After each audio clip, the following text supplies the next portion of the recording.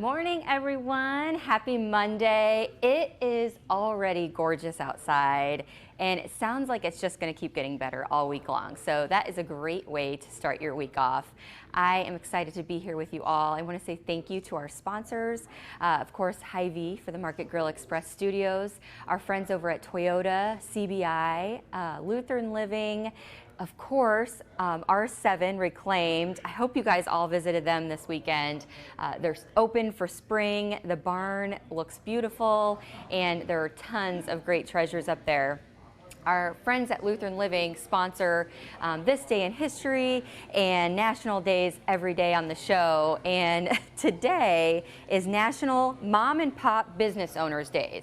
And we all know a mom and pop business here in Muscatine or Muscatine County that we love and cherish and just couldn't live without. So I want to know, what is your favorite mom and pop business in the area, so that we can all just talk about it and visit them and encourage other people who are watching the show or who might see the show later on to visit them as well, because we know right now more than ever they are just really needing our support. So if you have a favorite little cozy nook that you love to visit, whether it be a coffee shop or a little store that you love to visit, that's owned by just a family, locally owned business, I want to hear about it. Put them in the comments section.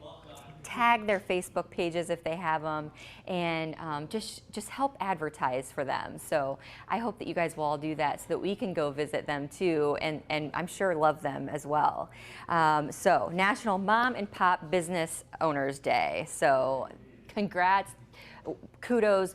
Way to go for sticking it out to all those mom and pop business owners out there. It's also National Vietnam War Veterans Day today. So think a veteran who might have served during that time and celebrate them as well.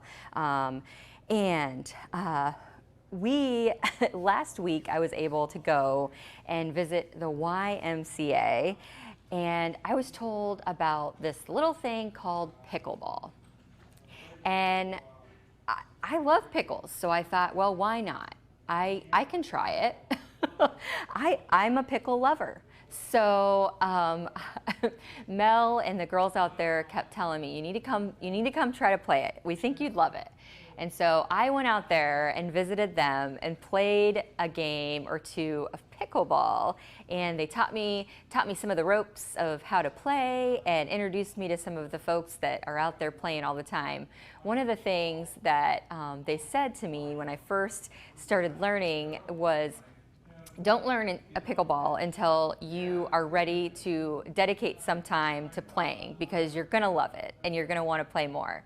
The good thing is there are family pickleball times, so I can take my daughter and drag my husband out there, and we can do it as a family, or you can do it as an individual if you want as well. But it was a really good time. So we put together a little video while we were out visiting. I haven't seen this video yet, so I'm hoping that Cooper didn't put me on the spot too many times, because I know there were times I was yelling at the net, I was hollering at my paddle. It was never my fault. It was always that the net was in the way, or something like that. So hopefully he didn't throw me under the bus too much with this video, but we had a great time. So I hope you guys will enjoy it, and we will talk a little bit more after this, but Mel is going to tell you all about how to play pickleball too. So.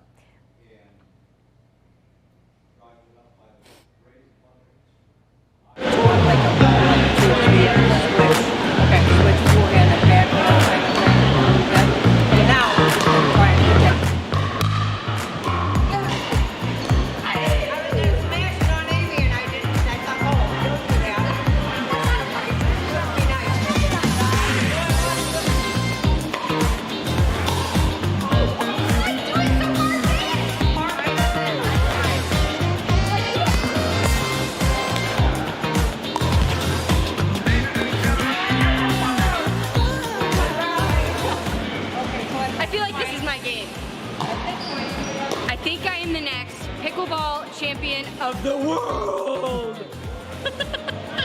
So that was my first ever game of pickleball. Pickleball.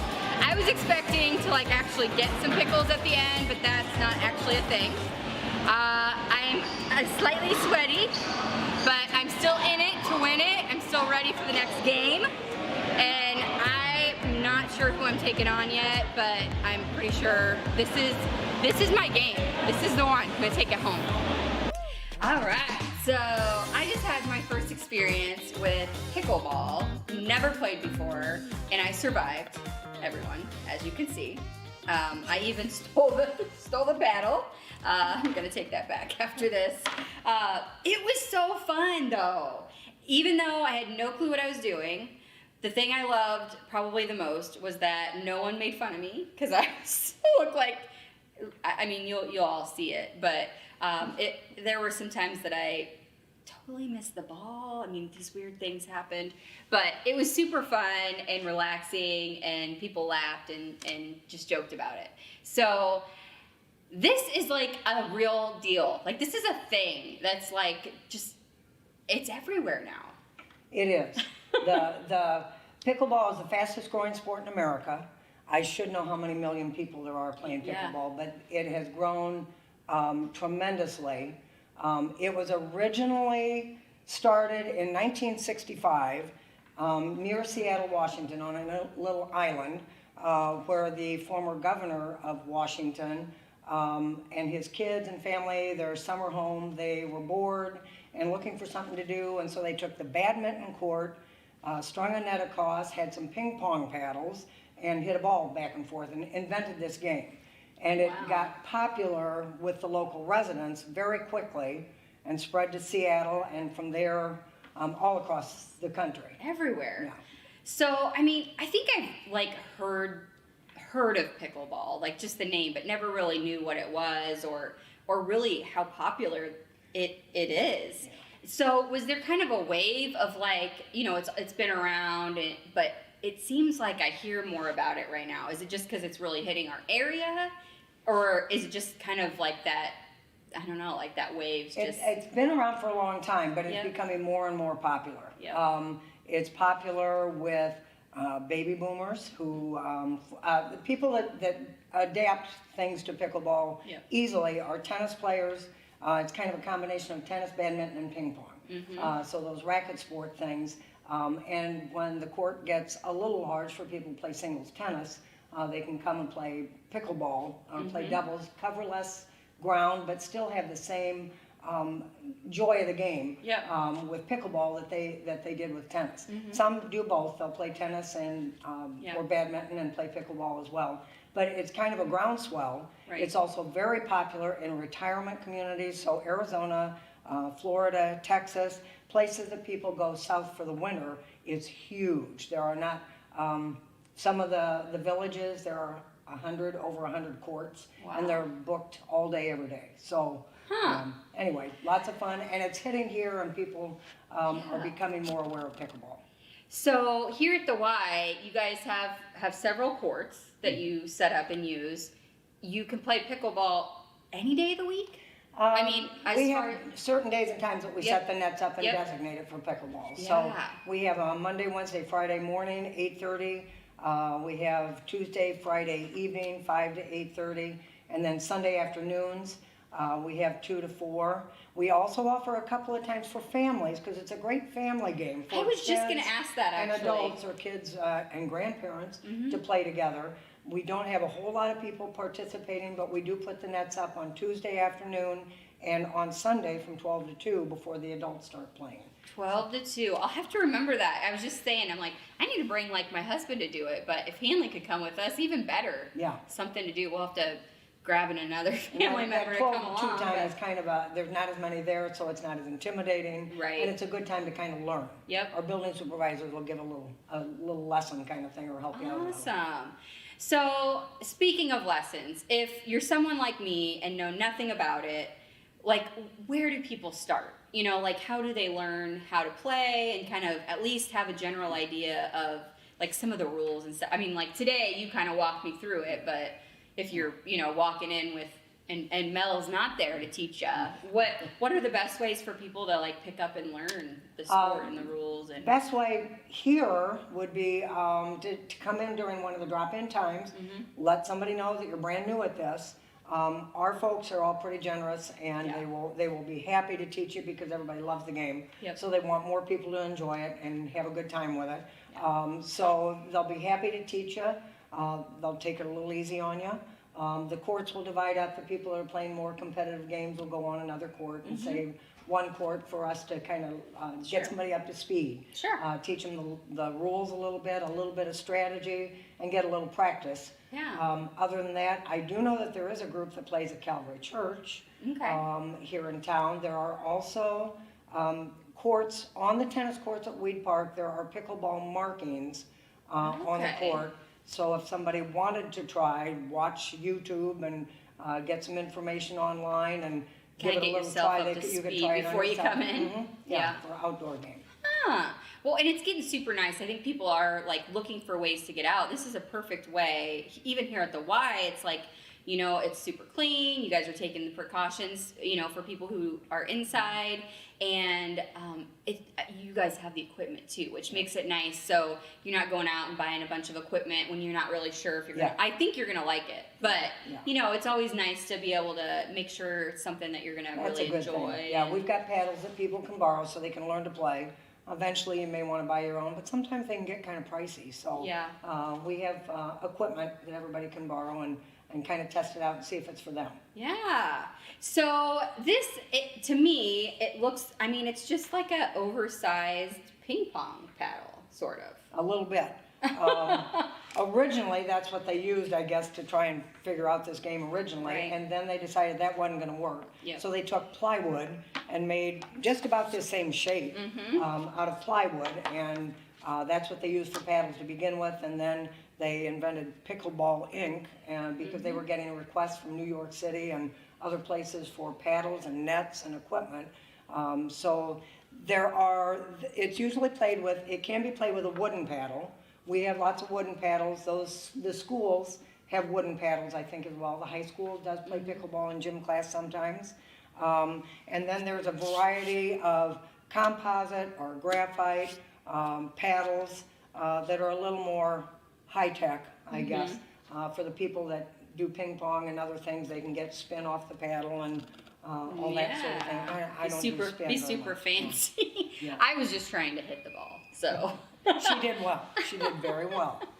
I mean, I'm still here. I'm still walking. I didn't injure myself, so like that's a win to me. I didn't injure anyone else either, and it was fun. And one of the things, I don't know whether it was you or Amy that said, like, you don't want to start playing or try it out until you're ready to have time to play because you're going to enjoy it and want to play more. And so Amy, our friend Amy, she apparently plays a lot, like 3+ times a week at least.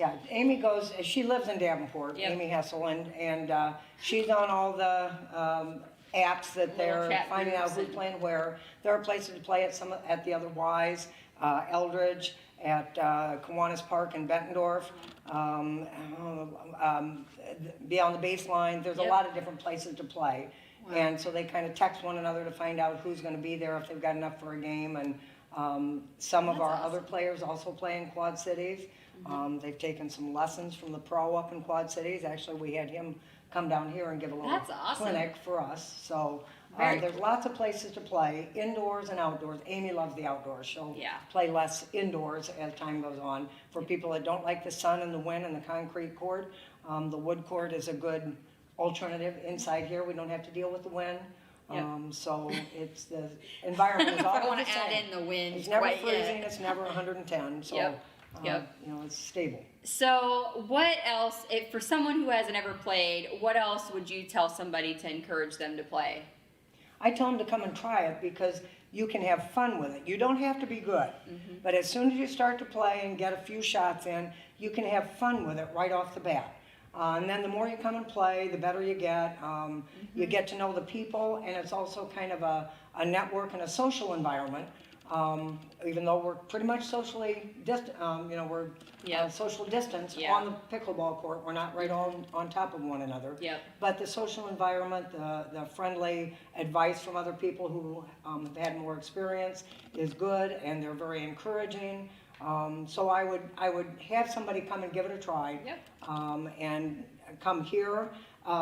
It's free for our members or wine members, but people can use a guest pass to come in if they're a non-member, or we do a $3.50 drop-in fee for non-members to come in and try it for a time. So so if you're not a member yet, it's a good opportunity, pay $3.50 and at least give that a try before you commit to a membership. But there's so many other things to do here at the Y too, if pickleball's not your thing, but I think it will be. So I hope that you guys will all get on, learn more about it. We have, you had sent me over the court setup, so we'll kind of talk a little bit about that. And do you want to give them a little bit of the rules, or you think that's come in and see Mel and she'll walk you through it? I'll give you a little bit. Okay. Maybe just a little. The rules, it's on a badminton regulation size court. And the rules, I call it life-size ping pong is kind of what I tell people it's like.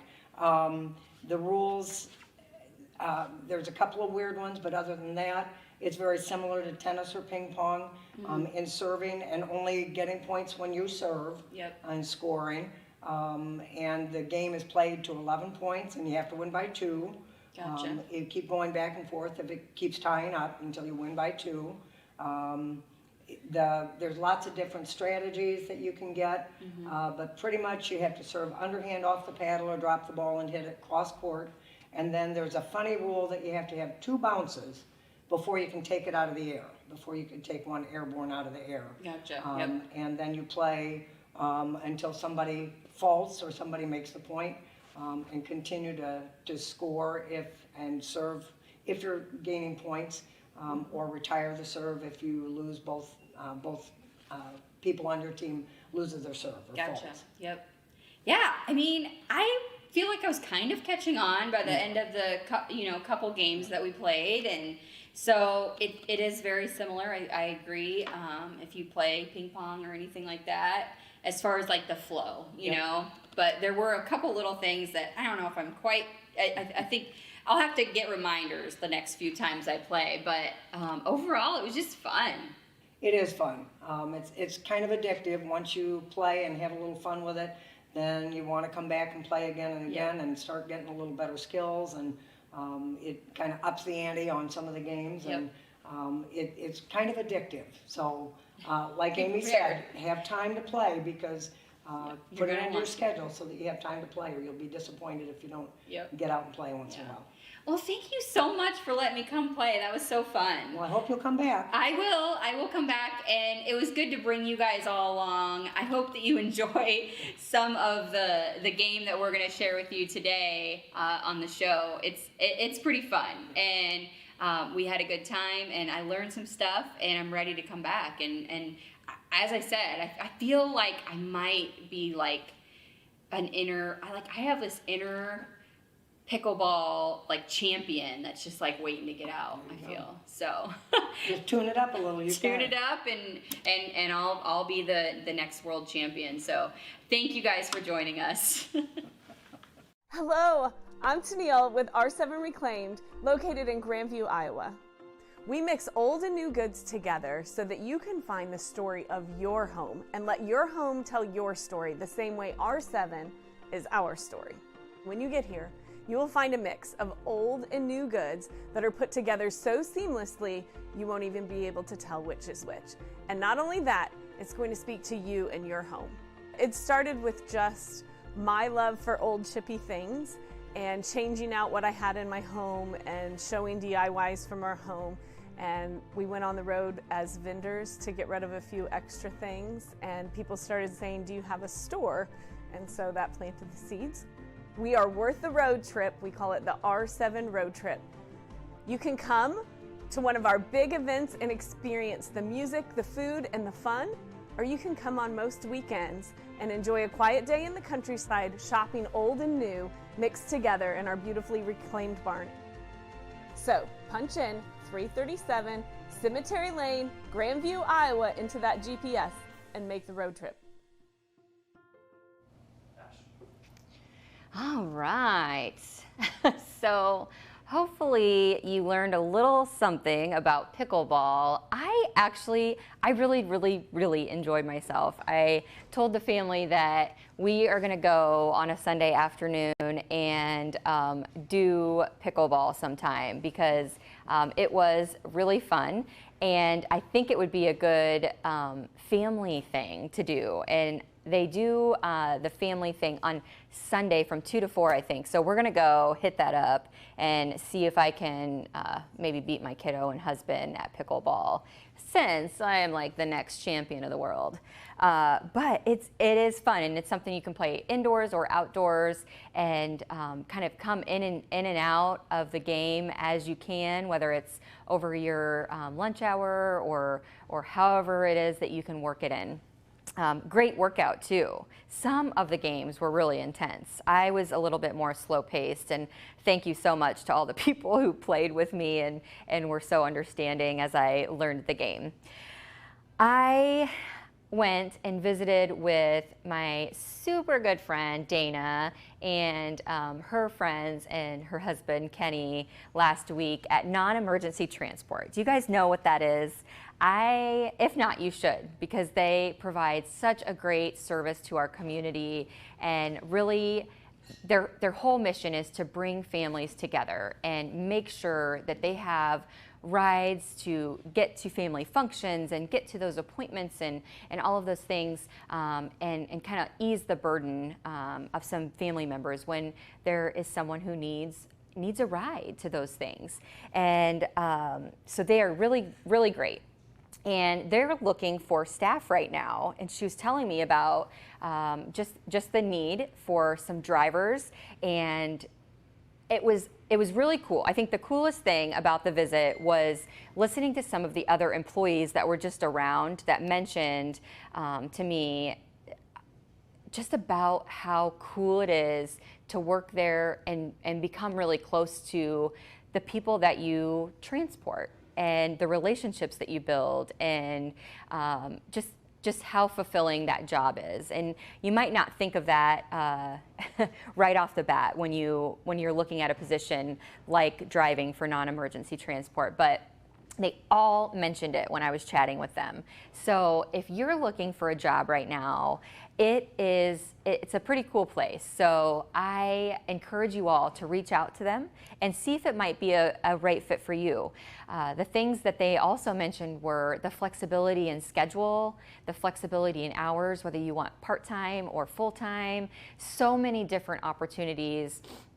Paid vacations and insurance and all of those things are all options there as well. So give them a call, find out more, check out your Discover Muscatine paper this week for more details on that job. That'll be landing in your mailboxes tomorrow or Wednesday, and there's more details. But also, just give them a call and tell them that you're interested in the job openings that they have, and they will tell you all about it. They're super friendly and nice there, and would love to tell you more information. So if you're looking for a job right now, which I know there are tons of you out there looking for jobs, it is a great place for you to check out and see if it might be a right fit for you. I am excited about tomorrow's show. So my friend Megan is coming on to talk about, oh my gosh, they have just dogs galore. So they do puppy fostering, dog fostering, and it is just growing and growing. And so they are coming on the show tomorrow to talk about that. And Hy-Vee is going to be offering some Easter hacks. So we're going to share some of Hy-Vee's Easter hacks tomorrow on the show as well. So excited to share that with you guys. Again, thank you so much to our sponsors. Of course, Hy-Vee, CBI, Lutheran Living, R7, and our friends over at Toyota Muscatine. Thank you so much, and we will see you all tomorrow.